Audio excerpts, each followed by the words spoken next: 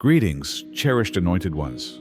Yes, it sounds unbelievable, but sometimes when a presence like yours enters the timeline, reality itself begins to reshape. Even those sitting at the top feel the urge to alter themselves just to measure up. And that's what happened.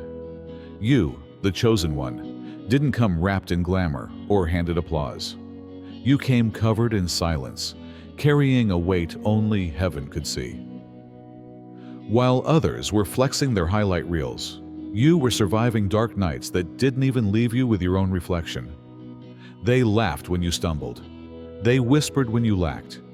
But what they didn't know is that your pain was not just pain. It was a divine tribunal. You were sent as a living mirror, not to be judged, but to reveal the hearts of others. And oh, did heaven watch closely. In ancient Hebrew tradition, suffering was not just endured, it was witnessed. And you, beloved, were not the one on trial. They were. The ones who smirked, who ghosted, who treated your struggle as entertainment. The ones who couldn't recognize a sacred assignment in disguise. And now even Elon Musk, a man who reshapes industries and rockets, felt compelled to reshape himself because something about you demanded it. They didn't understand they were sitting in the courtroom as defendants, since the selected ones don't remain down, even if they were laughing as if your demise was irreversible. With receipts, decisions, and atonement, they ascend. Remain with me. Now that the invisible courtroom has made a decision, this is a public revelation rather than a sympathy party. They didn't understand that your breaking point was heaven's last examination of their hearts. They thought it was just entertainment. Your breaking point struck them as humorous. They grinned as if it were amusement, as they watched you fall apart, fumble, weep, and doubt everything. They even sat in the front row, made jokes, talked behind your back, and pretended that it was simply another part of your drama. They were unaware that you weren't going to come apart at your breaking point. It had to do with the unseen, not you watching them. Your pain wasn't arbitrary. Rather, it was a test, a mirror, and a setup to expose the motives of others in your immediate vicinity. And without even realizing it, they failed that test the instant they began to treat your suffering like a joke. They believed they had power because of your frailty. They believed you were beneath them since you didn't defend yourself, provide an explanation, or demonstrate your value. However, they failed to see that quiet often equates to monitoring. All the while, God was gathering proof. They were making comments in a courtroom they were unaware of each time they opted for ego over empathy, pride over compassion, or gossip over grace. You were being used, not as a victim, but as a vehicle, instead of being degraded. People had an opportunity to demonstrate their actual selves via your pain, and they loudly failed. Unaware that your adversity was the last question on their spiritual test, they handled it as if it were a joke. They want to pretend they never laughed now that the decision has been made. They want to take a step back, change the story, or act as if they always supported you. However, revisionist history does not apply to divine justice. It is based on the truth. In fact, they were forewarned. They disregarded your battle, which was the siren, the loud broadcast from above, and the indication to be careful how you treat them. They now have to worry about their judgment day, not your breaking point. Your agony was really a disguised prophecy, coded misery, intended to reveal unseen adversaries. Your suffering wasn't uncalled for. It had a purpose beyond just fortifying you. That's the superficial interpretation that people like to use. There is more to the truth. Your pain was like a coded hidden message that only spiritually observant people could decipher. It was intended to reveal who was genuine, who was not, and who simply supported you during prosperous times. Exposure was the ultimate purpose of the betrayal, disappointment, and seclusion. Character growth wasn't the only reason you went through things. They were using you as a spotlight for God. You were being shaped by the strain you were under, but it was also exposing others around you. The masks began to tumble as life became burdensome. People you trusted began to falter. They believed that your storm gave them permission to reveal their true selves to you. They were correct, but not in the sense they had assumed. Your pain revealed their actual character, and it wasn't a pleasant one. When favors are abundant, people like playing the role of faithful. However, their true nature emerges when you reach the lowest point. A few vanished. A few gave a silent cheer. Some people used your weakness as fodder. However, none of it was in vain. Your suffering acted as a filter. It distinguished between those who were for you and those who were just in your immediate vicinity. And for that reason, it had to occur in that manner. Clarity, not companionship, was what you needed. You didn't need praise. You wanted the truth. Nor were the individuals who deceived you arbitrary. They were tasked with bringing to light what your heart was blind to. You had to see with your spirit because of pain, and there was no turning back once you saw it. Therefore, no, your agony lasted longer than a season. It was a heavenly tactic to reveal what you couldn't provide.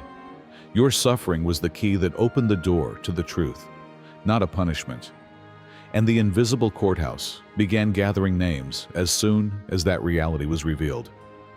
The universe was a courthouse in recess, yet they believed it to be neutral. They believed that life was only a circle of chance, survival, and random occurrences, and that the cosmos didn't give a damn. Thus, they acted as they pleased, calculating, reckless, and frigid. They played dirty, distorted the facts, abused others, and told themselves it was all part of the game. They also thought that they were impervious to lightning, since it didn't happen right away. They were unaware, however, that a courtroom is not always idle, simply because it is silent. Sometimes it's simply developing the case in recess. Decisions are not always made quickly. Divine justice is not careless. It is surgical. It watches, gathers, and waits. It provides rope, time, and space. And a lot of individuals show their true selves during that wait. That's what occurred. They believed they got away with it because of the quiet. They saw grace as consent. They confused absence with kindness. However, in reality, each delay was just more evidence against them. The universe is patient, not neutral, and everything is revealed by that patience. It observes your behavior toward others when you believe no one is watching. When you believe that someone's silence indicates weakness, it pays attention to what you have to say. It keeps track of every self-centered action taken in the name of just doing me.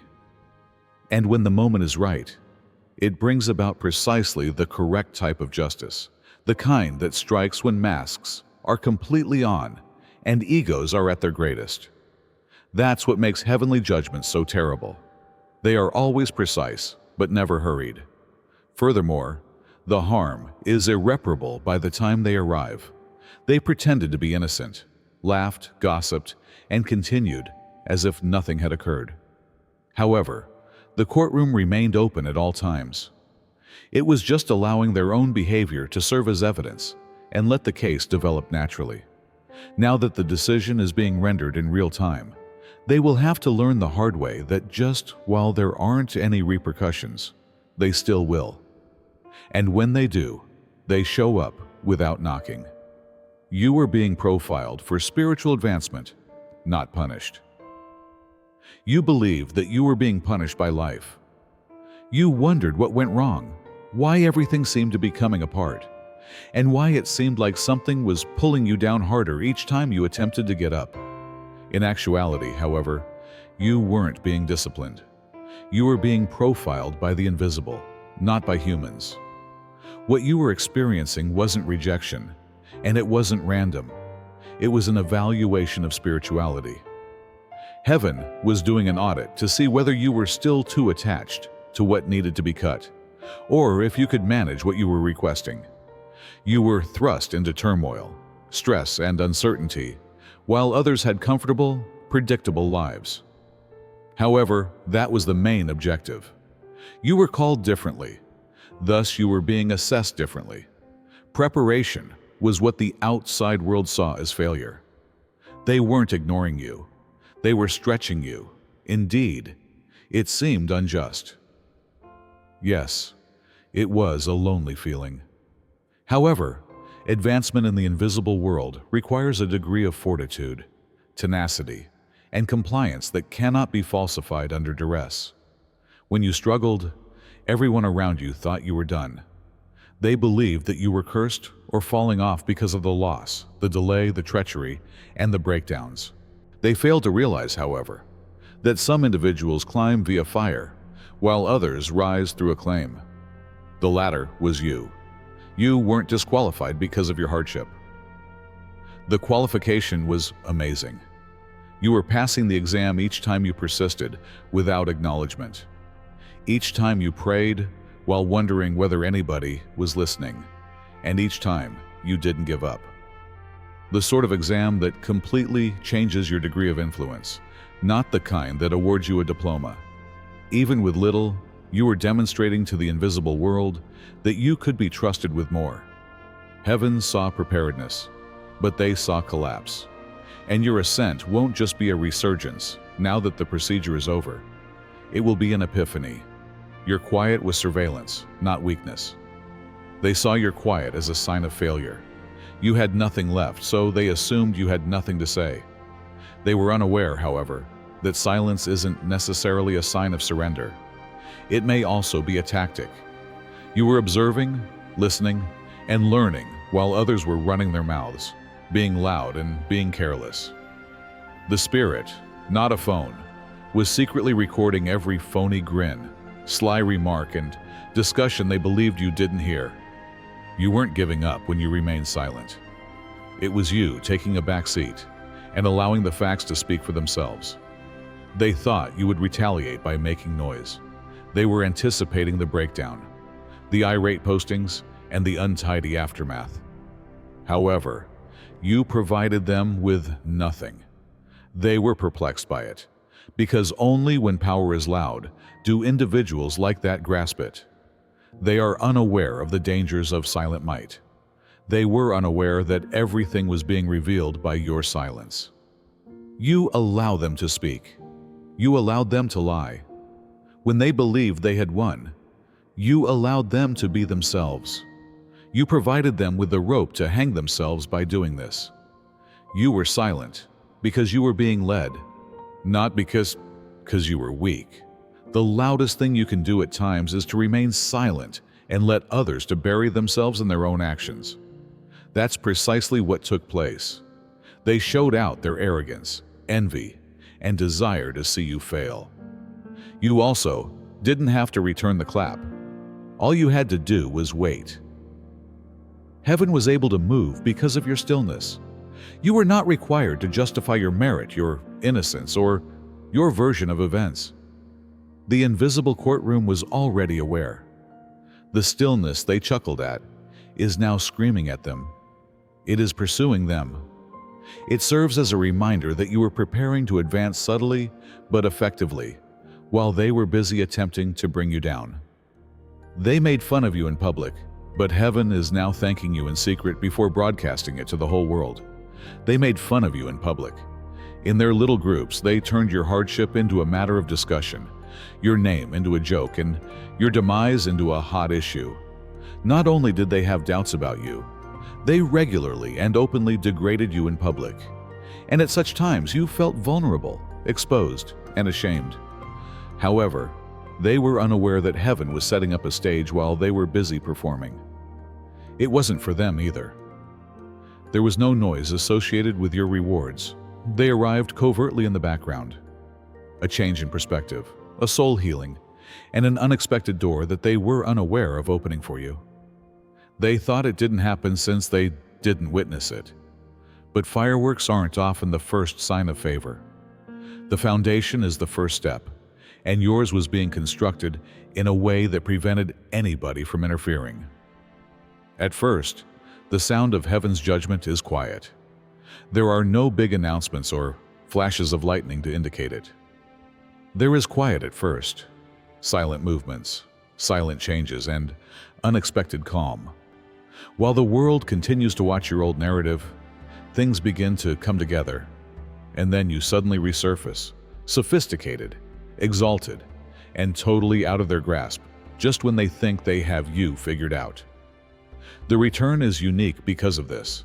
It's surgical, exact, and unambiguous. It's not simply about getting back up.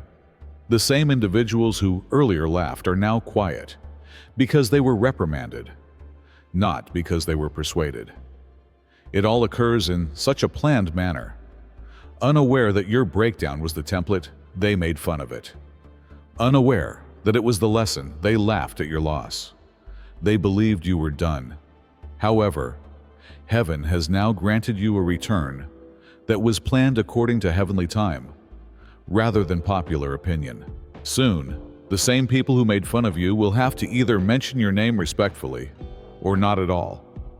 In any case, they have no business discussing your rise. It has already been decided, and now it is coming to light. Your scars weren't indicators of failure. They were sensors. You didn't lose because of your scars.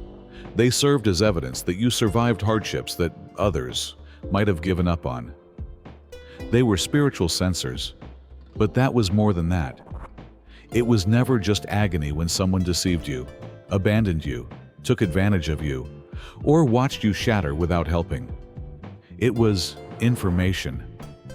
Who was really for you, and who was only taking advantage of your presence, were being exposed by your wounds. Each scar had a message, a lesson, or a reality that you wouldn't have noticed otherwise. Only because you were giving, winning, and dazzling did some people remain. Their genuine selves were exposed as things became chaotic. They ceased making calls. They became aloof. They used your weakness as fodder or rumors. But the wound they helped inflict turned out to be the same thing that revealed them. That is the operation of divine design. It wasn't a needless agony. The people who enjoyed your energy, presence, and access were divided from those who loved you. Significant difference. People weren't leaving you. You were finding them. Each scar signified a change. One person gone, one reality shown, one delusion lifted. Your vision got clearer the more you bled. It was the type of clarity you could only get by bleeding. Your scars were sacrosanct because of that. Maps of knowledge, not only indicators of survival. They believed you were harmed. However, you were simply improved, sharper, more conscious, and less unsophisticated. Because nothing purges the phony like your worst moment, and nothing exposes character like a catastrophe. You learned from it in addition to surviving it. You now possess a degree of perception that is impossible to mimic and difficult to teach. Your scars aren't unsightly then. They are instruments. They serve as proof. They are in the past. Additionally, people no longer just meet you when they enter your life. Every lesson you learned from your wounds is met by them. Unaware that they were the defendants, they examined your demise as if it were a case study. They observed your decline with interest, perhaps delight, as if it were a live-streamed documentary. They analyzed your suffering, reenacted your worst moments, made inquiries, and took notes, not to assist, but to stroke their own pride. They saw your situation as a case study and were captivated by it. They wanted to know how someone like you got into that situation, what went wrong, and what you should have done better. However, they were unaware that they were the ones on trial when they were researching you. The topic was never you. The setup was you. They were speaking in a courtroom they couldn't see with every remark they made, every time they choose to watch rather than provide assistance, and every time they passed judgment rather than show empathy. They disclosed more about themselves the more they dissected your narrative. With every action they took, they were gathering evidence of pride, arrogance, envy, indifference, and brutality masquerading as care. Even though they believed they were analysts, they believed they were impartial because of their remoteness. It didn't. It held them responsible. In actuality, they were the ones being observed. Not for their words when you succeeded, but for their actions when you failed. And your misery served as the exam. And, believing they were only bystanders, they repeatedly and noisily failed. However, a neutral spectator does not exist in divine systems. Only participants, whether beneficial or detrimental. Now, the proof they unintentionally created is more powerful than any apology could ever be. Furthermore, your failure is not the basis for the judgment. It depends on how they respond to it. The defendant was never you. You served as the yardstick. The courtroom took notice when they opted for analysis over empathy. They will wish they had never researched your collapse at all, now that judgment has arrived. It was never yours to lose because at that instance, they believed you were losing. It had always belonged to them. They disregarded the tears since they were witness statements they were unable to observe in court.